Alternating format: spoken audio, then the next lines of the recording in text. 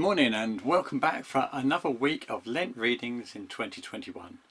We're at day 29 and today the book is the book of Joel as we continue through those minor prophets now.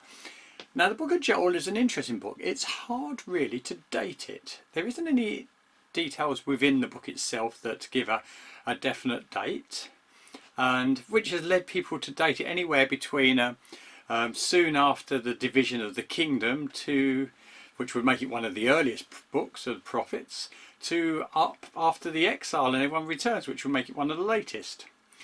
And there's much debate, and personally I would favour before the exile, and part of that is the linguistic similarity to books like Amos and Micah and Jeremiah, which were also written around that time before the exile, but also it's set like they are in focusing on Judah, the southern kingdom, and that's the focus of Joel's message. Now it's hard to know any details about him.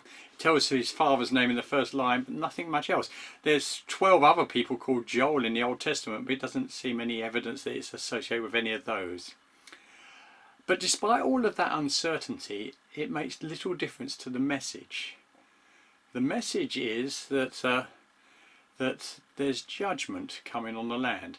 Now Joel pictures that as a swarm of locusts and a severe drought coming upon the land. And that depends how you date that, how you see that. Some people would date it and because of the dates they would see this as a prophecy about the coming Babylonians or the Medo-Persian army or the Greeks or the Romans. Or others, and I'm possibly inclined to agree with them, would see it as a literal locust swarm coming upon the land. Either way, it doesn't matter. The message is this: Israel have been unfaithful and God has judged them, and locust swarms are coming and will devour everything.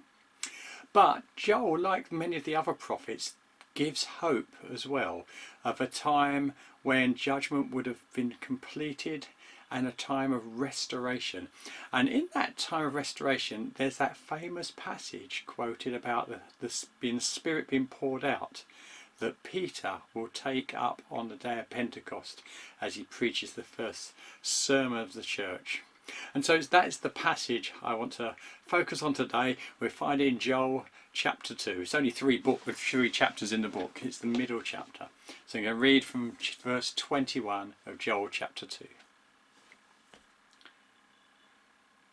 Do not be afraid, land of Judah. Be glad and rejoice. Surely the Lord has done a great thing. Do not be afraid, you wild animals, for the pasture in the wilderness is becoming green. The trees are bearing their fruit. The fig tree and the vine yield their riches. Be glad, people of Zion, rejoice in the Lord your God, for he has given you the autumn rains because he is faithful. He sends you abundant showers, both autumn and spring rains, as before. The threshing floors will be filled with grain, and the vats will overflow with new wine and oil.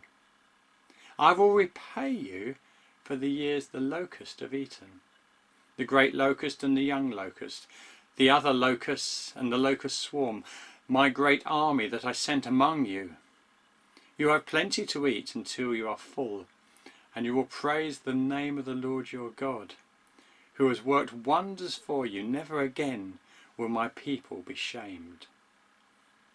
Then you will know that I am in Israel, that I am the Lord your God, and that there is no other. Never again will my people be shamed.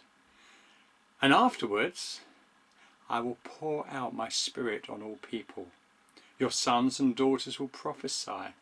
Your old men will dream dreams, your young men will see visions. Even on my servants, both men and women, I will pour out my Spirit in those days. I shall show wonders in the heavens and on the earth, blood and fire and billows of smoke. The sun will be turned to darkness and the moon to blood before the coming of the great and dreadful day of the Lord. And everyone who calls on the name of the Lord will be saved. For on Mount Zion and in Jerusalem there will be deliverance, as the Lord has said, even among the survivors whom the Lord calls. That great prophecy of the outpouring of the Spirit and salvation to all who call upon the name of the Lord. But also, did you see that earlier in that passage? That the Lord will restore the years that the locusts have eaten. There may be things in your past that you wish were different. Maybe things before you knew the Lord and you think, oh, if only I'd known the Lord earlier, that may not have happened. Whatever loss there is in the past, the Lord's promise is he will restore the years that the locusts have eaten. Whether in this life or definitely in the next, because he is faithful.